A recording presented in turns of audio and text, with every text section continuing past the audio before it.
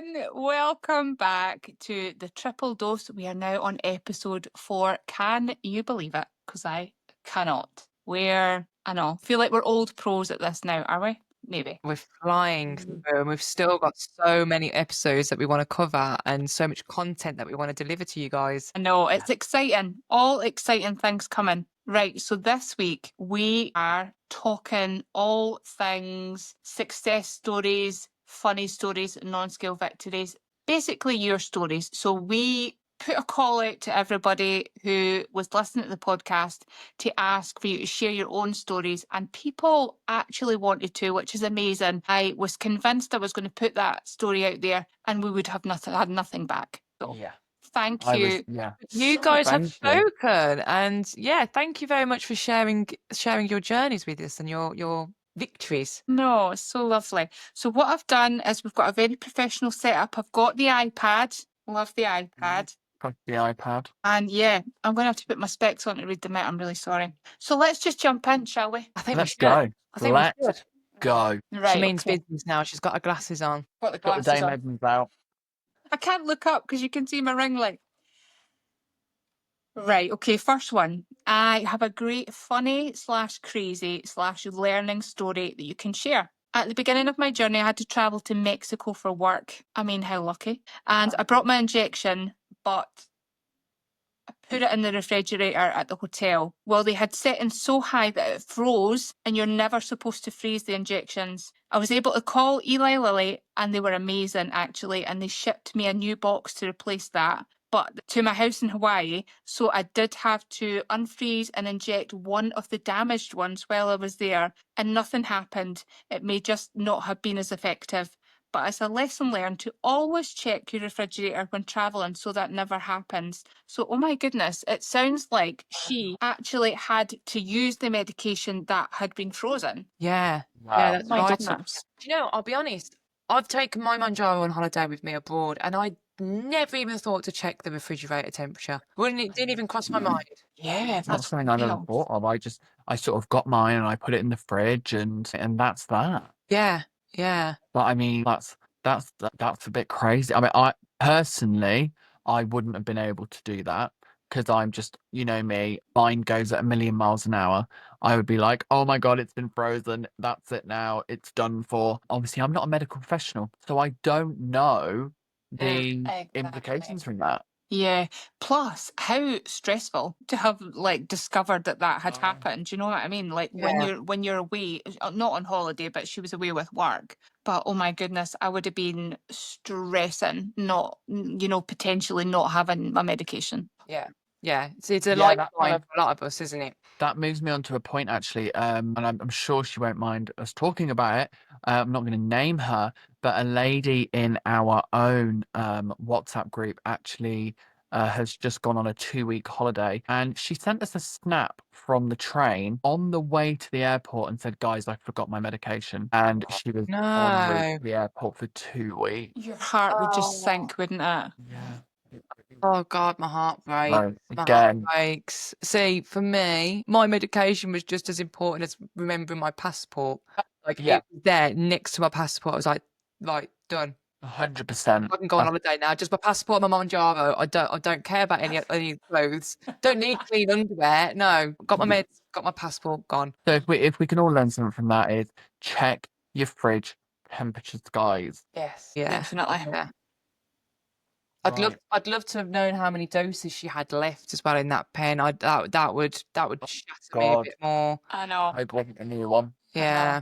But fair play to Eli Lilly. Yeah, it sounds like from what I can gather from that message, like they had shipped her another box, but I had gone to her like home address, so she didn't have it when she was in Mexico, which is stressful. But yeah, it all ended well, which is great. Right, okay. Just in your video regarding MJ stories, etc. Not so much of a story, but more a topic of conversation. Can't speak for everyone, but personally, I got massively overweight through eating massive portions and eating lots between meals. As I was eating this evening, I had this thought pop into my head that although I was full in my stomach, my head still has the occasional pre-MJ thoughts. Basically, I had a frozen pizza, 680 calories, and it was more than enough to fill me, but my pre-Monjaro brain was like, that's not enough. We need more. It's hard to describe, but the battle between old self and new is what I'm trying to get across. Just thought I'd share with you something you guys have probably already covered, but they just wanted to flag that up. And I thought that was really interesting. That is, because that just goes to show the ongoing battle that we have still. Monjaro's not just a quick fix cure, that we do still have them demons, and, you know, it does play a massive part being, I wouldn't say on this medication, but being overweight and trying to get to our goal weight, it does have play a massive part on our mental health. And that, you know. And I think old habits die hard as well, don't Yeah. Like if it's something that you've always overeaten for a lot of years, be it your whole entire adult life, be it for whatever reason over a couple of years or whatever, like that is a well ingrained habit in your life, isn't it? Yeah. So Absolutely. it's probably only natural that, you know, you will have these thoughts occasionally, you know, that kind of The like medication you says, is that battle. brilliant at blocking those thoughts and reducing that food noise, but it's not a silver bullet. It's not, you know, there still is an amount of willpower that is absolutely needed on this medication. And one thing I found really interesting is with me, I've been really, really lucky with my journey with Mounjaro, because throughout the whole thing, I've always, once I've had my jab and, you know, a couple of days in, I just don't get any food noise at all. I don't crave anything. I don't want anything. And I've been pretty good on that. You know, it's been a couple of days, but really it's been really, really solid. But I get what that person's saying, because there's still days now where I would eat my meal, I would feel completely full. I do not want anything. I feel almost nauseous because I'm so full, but my brain's going, what next? Oh yeah, I still get And that. I'm going, but I couldn't, but even if you force fed me, I couldn't eat anything else. But my brain is still nearly a year on going, what next? And And that, that's difficult. yeah, and that surely is a reason to want to consider staying on the medication, isn't it? Like in the longer term. Because if that can happen while you're taking the medication, like is that very quickly going to come back when you're off the medication? Like that would be my worry. Yeah, and none of us know. And for anyone that's new here, we are all still actively taking weight loss medication. So we don't know. None of us are off of it. So I can't answer that right now. No. Maybe in a few more months we'll have a different episode about maintenance and about coming off maintenance and all that. But for now, yeah, it's the unknown for all of us.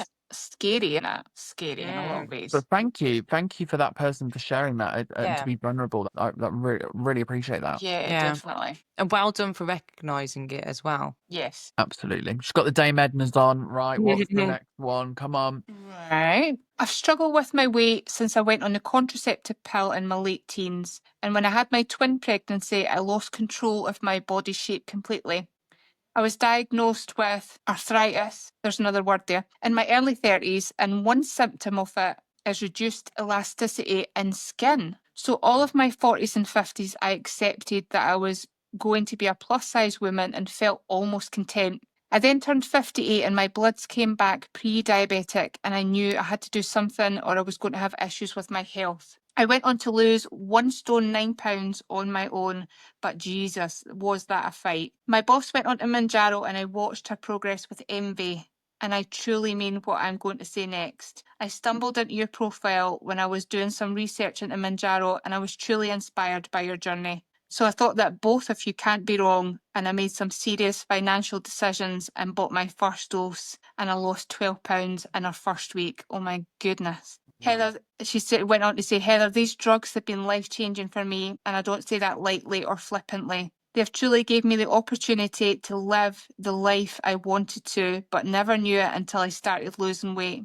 To celebrate my current loss of 5 stone 10 pounds, I'm pushing myself out of my comfort zone in August 2025 in a zip line across the Clyde for my work at Alzheimer's Scotland. Oh my goodness, that's amazing. Because I'll now Wow. fit into a harness and not be ashamed of my size. She says, I'm terrified, but I'm feeling very liberated. Thank you for sharing your experience. Oh my goodness. I mean, Wow. firstly, she raising money because I want to donate. Yeah. That is one of my worst fears is zip lining. So fair Really? play. So if you are listening, let me know and I will I'll happily That's incredible. I know. Absolutely donate. incredible. And again, I think that let's just delve into the core of what that message is saying. This is someone who's got to 58 years old, 58 years young, Yeah. and they have tried everything clearly and they've been thrown health issues, and then they have been, they've been shown this and it is life changing.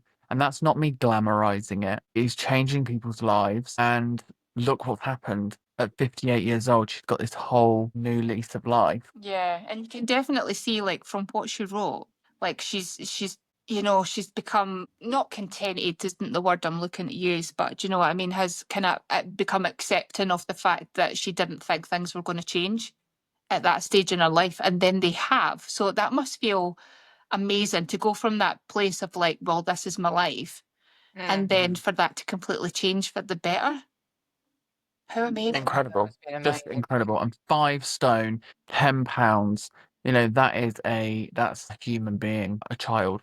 And wow, just wow to that person. Incredible. Thank you so much for obviously sharing that Yeah, with thank us. you. And again, another example of how this medication is positively affecting people's lives. Yeah.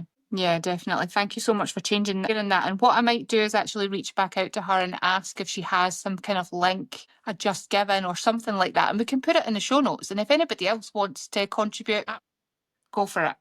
Because I think that's Absolutely. amazing. It's an amazing thing that she's doing. Love messages like that. Yeah, so nice. Thank you so much for sharing that. Right, Dame Edna's are back on. What's the next thing on our list? Right. I started MJ in September the 24th. My real reason being, I'm a mum of 7. Wow. We went on holiday to Cornwall in August, and my 9-year-old daughter wanted me to go on stage with her, as they do, and I was that heavy at 20 stone, 6.5 pounds, and I couldn't push myself up on stage with her, and I wanted the ground to swallow me up. They had to get steps for me. I'd been watching a few people on TikTok before my holiday, including you, and this is where it all began. I'm just 6 months now and I've lost 4 stone, 2.2 pounds. Amazing. She's also put funny story. Before MG, I went through a sunbed in front of a pool full of people in Turkey in July and had to roll out in a big heap, holding back the tears. Oh my goodness, I feel like I'm there. And since being on MG, I drank that much water. I peed myself in Tesco checkout last week with no warning. Oh, wow. God, don't talk to me about Tesco's. Oh, she says at the end, I'm now 16 stone 4 and my mobility is life changing and I'm learning to love what I see in the mirror again. Oh, then Yeah. that's just lovely. It's That is lovely. lovely. And I think it can be something so simple that triggers your want to better things. Do you know what I mean? That probably doesn't seem like a big deal, that she couldn't get up on the stage and whatnot, but she must have felt awful. Do you know what I mean? Embarrassed, ashamed. Yeah, I really feel that because it must have been, yeah, horrible. A horrible experience to go through. yeah, I think if we dug deep, that we've all, the three of us here and everyone listening to this, will all have their own humiliating experience from being overweight. And it's like I went, God, about 3-4 years ago, we were in Gran Canaria, and I thought it was a really good idea to belly flop onto a rubber ring in the pool, and I can laugh about it now. And I like belly flopped in, as people do, they jump on these inflatables in pools, and it literally sounded like a gunshot had gone off, and it burst. And obviously, the pool is surrounded by people, and I just wanted, at that moment, I just wanted to drown myself. I think I stayed underwater for over a minute, and I honestly was so embarrassed. And when I came up and surfaced, every person was laughing. And I get it, like, it was funny. If a thin person had done that, it would have been funny. But when I was super self-conscious anyway. I just wanted the ground to swallow me up, and I was so embarrassed and ashamed of like how I looked.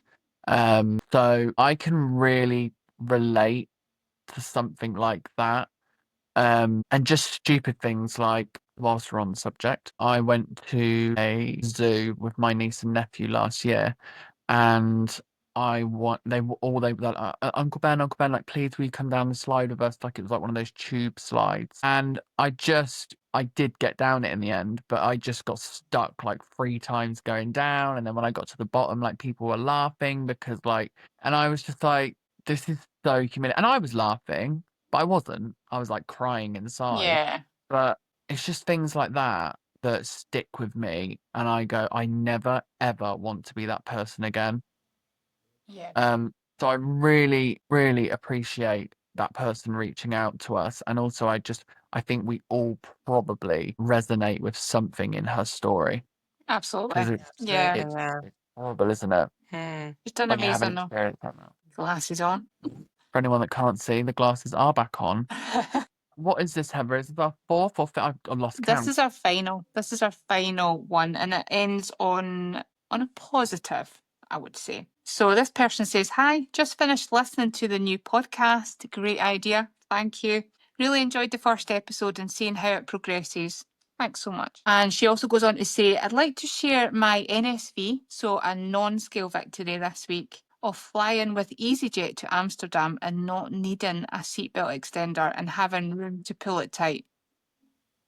Like, amazing. That you can't underestimate how something like that makes you feel. Do you know what I mean? When you've gone through a period of time having needed a seatbelt extender, do you know, having all the anxieties that go, you know, with flying when you're in a bigger body. Yeah, that kind of goes off what we were talking about in our previous episode a couple of weeks ago, Yeah.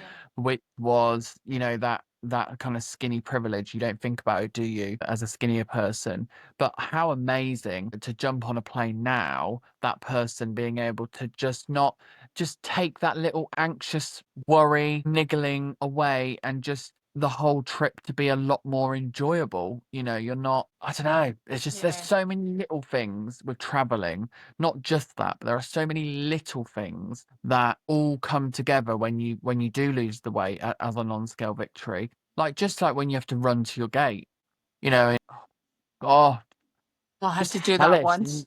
And I You know, thought and you have to. I was taking a shortcut. Do you know one of those like things that moves along and you can like walk on it? Well, Dan decided not to go on that, and I decided to go on it because I thought, well, if I'm running, I'll get there quicker. And I had to go right past the gate and then run back. Wow, I'm sorry, that's on you for trying to cheat the system. But Oh, again, that's an amazing. And while we're on the subject, then I suppose, and this is just very, you know, we hadn't planned this, but is there either any of us have any non-scale victories or funny stories or anything like that from our own? Because we've heard other people's, but is there anything we can think of off the top of our heads? It's okay if not. Um, yeah, I you can know, that think you of one. can. And it's something really quite insignificant. It's something that probably people wouldn't even give a thought to, but I can now paint my toenails without trying to contort myself into various shapes. It's just so much easier. Painting your toenails, cutting your toenails, so much easier now. I don't think about that with you two. 'Cause obviously, you being ladies and wanting to paint your toenails and make them all look lovely. Yeah. But I don't have that issue. But I mean, yeah, I obviously have to cut my toenails. I think I kind of agree with you on that. Like, just not even that. I don't. Do you two find like doing your shoes up? Yes. Mm. Not out of Yeah. breath now. You know, when you do your shoes up and you're like, and you're sat on the sofa, and now like I don't have to do it. Sort of thing to do your shoes up. Yeah, Like like it's. could get a swing going to try and get to the where you Yeah, need to be. I don't know, like it for me that's another thing that I've noticed, that I can actually just bend down and do my shoes up and things like that. It's crazy. But what we'd love to do is we'd obviously like to do more of these types of episodes, and we'd, you know, to hear your non-scale victories, your funny stories, your sad stories, whatever that is. We just thought, this is is this episode 4, guys, or Yeah, 5? episode 4. 4. But it was a nice time to chuck that in. So again, we'll always ask, please drop some things in the comments you want to hear from us. A bit quicker of an episode today, guys. Because we, you know, we went through what you've sent in. But next time, if we have 20 of you, it'll be a 2-hour episode. We'll be here all night. We're here all night. Absolutely. What are we talking about next week, guys? What are We know talking yet. about? We don't have to like make something up. Like, do we actually know? I No, can't we remember. don't actually know. Oh, okay, right. Well, unfortunately, today we can't tell you what we are going to talk about next week. So we'll just say for now, it's going to be a big surprise. It's going to be good. Whatever it is, it'll be amazing.